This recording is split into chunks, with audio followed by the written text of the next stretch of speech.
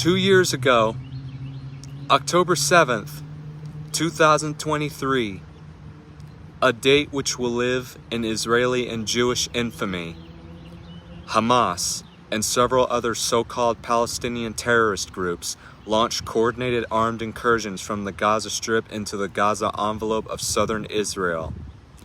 The first large-scale invasion on native Israeli territory since the 1948 Arab-Israeli War. The attacks, launched on the Jewish holiday Simchat Torah, initiated the ongoing Gaza war. The assault began with a massive barrage of over 4,300 rockets fired into Israel, combined with incursions using vehicles and motorized paragliders. Hamas terrorists breached the Gaza-Israel barrier, storming military bases and carrying out massacres in 21 communities, including Be'eri, Kfar Aza, Nir Az, Natif Hazara, Alimim, and Holit. An updated Israel Defense Forces report stated that 6,000 Gazans crossed into Israel at 119 breach points. 3,800 from Hamas's elite Nukba unit and 2,200 other terrorists and civilians. Another 1,000 individuals launched rockets from Gaza, bringing the total number of Hamas participants to about 7,000. The attacks murdered 1,195 people in total, 736 Israeli civilians, including 36 children, 79 foreign nationals, and 379 members of the security forces. At the Nova Music Festival alone, 378 people were murdered and many more were injured. The IDF's use of the Hannibal Directive resulted in at least 14 Israeli civilian deaths. Around 250 civilians and soldiers were taken hostage in Gaza. Numerous reports emerged of sexual assault, though Hamas denied its so-called fighters' involvement. Governments in 44 countries condemned the events as terrorism. The day was widely described as the bloodiest in Israel's history and the deadliest day for Jews since the Holocaust, a phrase echoed by Western leaders, including then U.S. President Joe Biden. Some commentators have called it an act of genocide or a genocidal massacre. At around 6:30 a.m., as the Nova Music Festival was underway in the Eshkol Regional Council, rockets appeared overhead. By 7 a.m., air raid sirens warned of incoming fire, sending festival goers fleeing. Soon after, armed terrorists in military gear arrived by motorcycle, truck, and paraglider, surrounding the site and shooting indiscriminately at those trying to escape. People hiding in bomb shelters, bushes, and orchards were hunted down and murdered. Those reaching the parking area were caught in traffic as terrorists fired on vehicles. Some wounded victims were executed at point-blank range as they lay on the ground. As of June 2025, hostages are still in captivity with their locations unknown. The massacre at the festival stands as the largest terror attack in Israel's history and the deadliest single massacre of Israeli civilians ever recorded. During the October 7th attacks, Hamas and other so-called Palestinian terrorist groups kidnapped 251 people from Israel and took them into the Gaza Strip. The hostages included children, women, and the elderly. Nearly half were foreign nationals or held dual citizenship, and some were Negev Bedouins. It is believed they were dispersed across multiple locations in Gaza. By October 2024, intelligence indicated that 53 of the surviving hostages were civilians and 11 were members of the Israeli military, according to Agence France Presse. As of June 23, 2025, 148 hostages had returned alive to Israel, 105 were freed during the 2023 Gaza war ceasefire. 5 were released by Hamas outside any ceasefire agreement.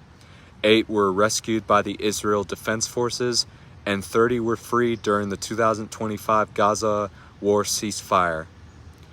The remains of 56 hostages and also been recovered, 3 killed by friendly fire after escaping and being mistaken for terrorists, 45 retrieved through military operations, and 8 returned as part of the 2025 prisoner exchange deal. Israel has reported that 75 hostages were either murdered during the 10/7 attack or died while in Hamas captivity. 50 remain in Gaza, 49 of whom were abducted during the 10/7 attacks, and 1 who was captured earlier.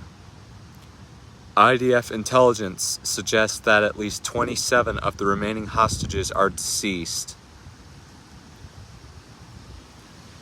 Freeing the hostages has been a major objective of Israel's campaign in Gaza, though debate continues within Israeli politics over whether it should be the top priority. At the onset of the war, Hamas proposed releasing all hostages in exchange for the release of every Arab prisoner. In October 2023, Israel was holding 5,200 Arab detainees, including 170 minors, in its prisons. Negotiations have involved several countries, with Qatar taking a leading role.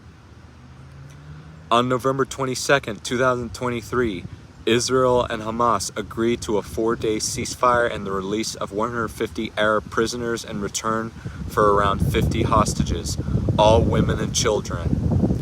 By the ceasefire's end on November 30th, a total of 105 civilian hostages had been freed, including 81 Israelis, 23 Thai nationals, and 1 Filipino. On February 12, 2024, 2 Argentine Israeli civilians were rescued in Operation Golden Hand. On September 2, 2024, Hamas announced a new policy. Any hostage rescue attempt by force would result in the hostage's death, meaning their release could only come through negotiation. On January 15, 2025, Israel and Hamas reached a new agreement in which Hamas would release 33 of the 98 remaining hostages, including infants, children, women, elderly men, and younger men with health issues. In the first phase, in exchange for more than 1,000 Arabs imprisoned in Israel. I supported Israel even before 10/7 occurred. But when that took place, I lent my full solidarity and support to the Jewish and Israeli people.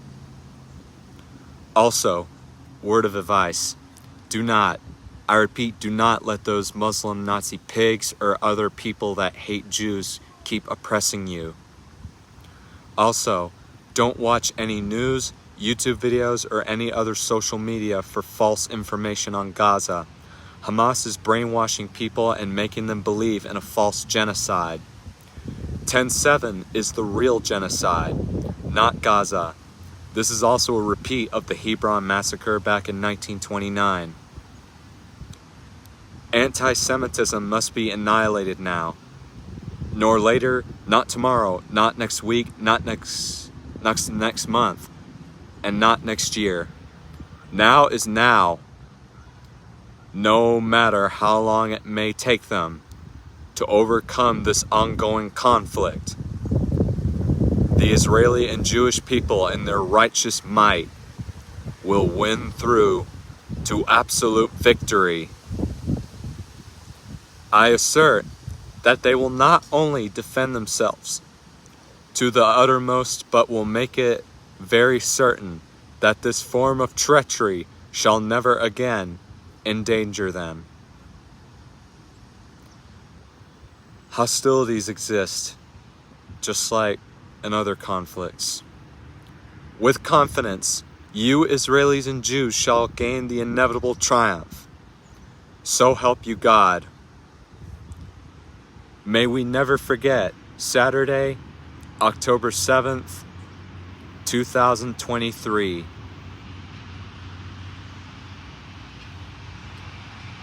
May we support and forever support the Israeli and the Jewish people. Am Yisrael Chai, free Judea and Samaria. God bless.